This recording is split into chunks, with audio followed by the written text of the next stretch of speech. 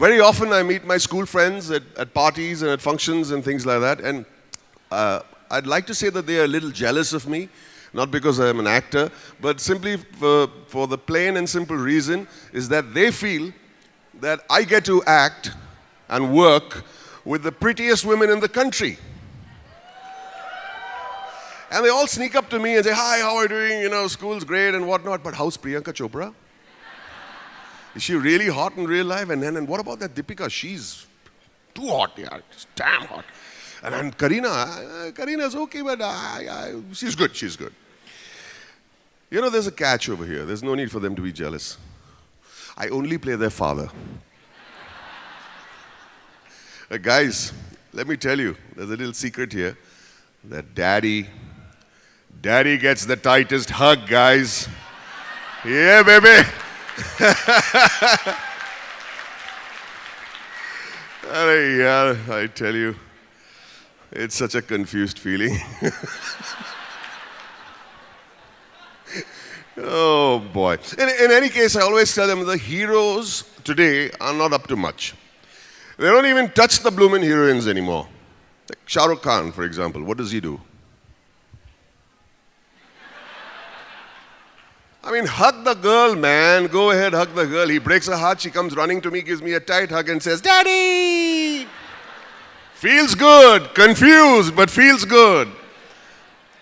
Anyway, welcome all of you. And good evening. Welcome all of you. Good evening. Big round of applause. I believe you'll had a nice round of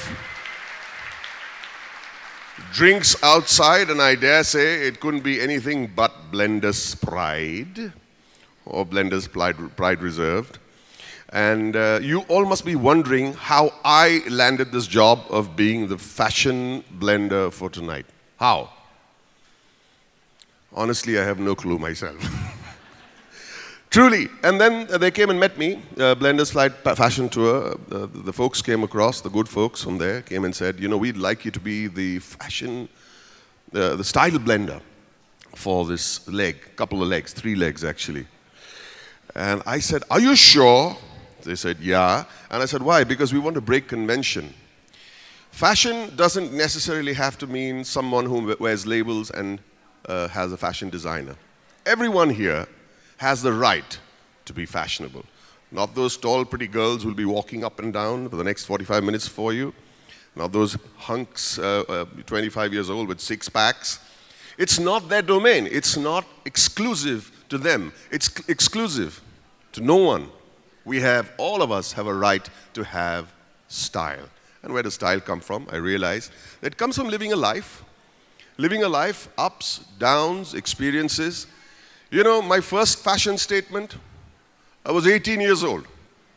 Soon out of school, almost halfway out of college, on my first job.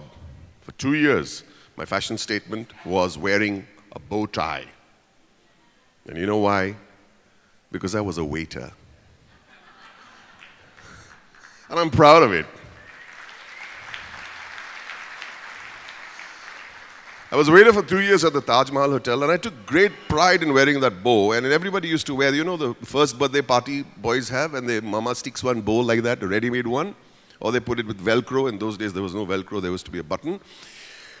But I learned how to tie a bow, and I wanted my bow to be the best-looking bow and the best-looking waiter that there ever was. Well, that was my statement at that point of time. Nothing wrong with that, right, guys? Nothing wrong. And of course, I became a shopkeeper. And when I used to, we had a little shop, maybe you don't know about it. We used to sell wafers and chips and farsan and ghatia and papri, and we used to fry it, and I used to wear a vest and used to get nice and sweaty, and I thought it was very hot, sexy looking, but no. The only person who ever came to see me, only female who came to see me frying those chips in a nice sweaty vest was a very pretty girl called my mother-in-law. She would come every day and tell my wife to be, go and have a look at him, he's nice. Well, it's a sad story. Why? Let's not go into Anyway, the point I'm trying to make here is when I was a kid, my uncle lived in England, and he would come home every summer, and always used to fly in a suit. And I used to always ask him, Kaka, why do you always fly in a suit? He's saying, because we're Indians, And when we travel abroad, we represent our country. And when we fly and we go past immigration of another foreign country, we must always let the world know that we respect that we are coming to your country, and that is why I'm dressed the way I am. I said, wow, it took me 35 years to catch a flight. I never had a passport till I was 35, ladies and gentlemen. 35, but that day I borrowed someone's blazer, and I wore a blazer on that flight. And you know another thing he told me? He says there's another catch to this. If you wear a suit or a blazer on a flight, believe me, if anyone needs to be upgraded, and they need to, they'll upgrade you. Makes sense, huh? Well, tonight here we are at a wonderful fashion show. You're going to see the work of two very, very iconic people. One, and put your hands together when I mention the names, is someone who has worked with me in a lot of films. He's a lovely guy, flew in with me this morning from Mumbai. Rocky S, put your hands together, ladies and gentlemen. Nice and loud, let's hear it Hyderabad style. Yeah, come on.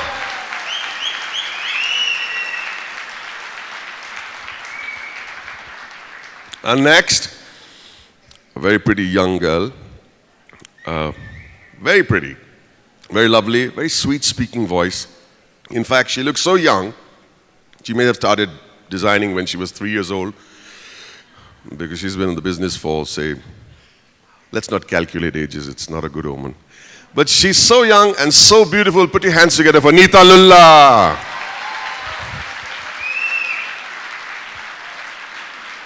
Come, let's hear it, man. Nita Lulla.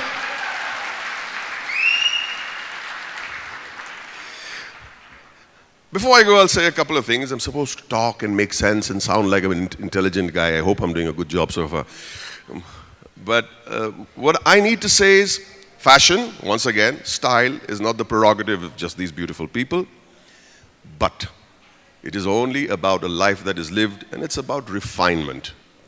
Tomorrow, if I go to, say, someone's 50th wedding anniversary, I'll dress accordingly.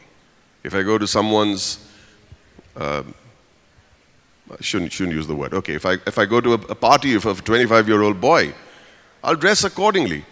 I may have my own statement, but I have to respect the space I go to. And that's what I believe in. It's about refinement. It's about understanding that it's not just what you wear, but it's about the kind of life that you lead. It's got nothing to do with labels. It's got to do with how you treat your family, how you treat your mother, how you treat people who are beneath your station.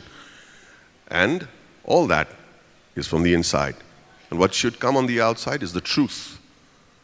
And that's your style.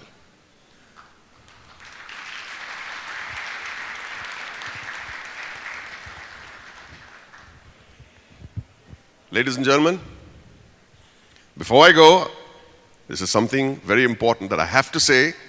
So when I go, I'll just say bye-bye. But before that, I say, I taste life in style. What about you? Bye-bye. See you.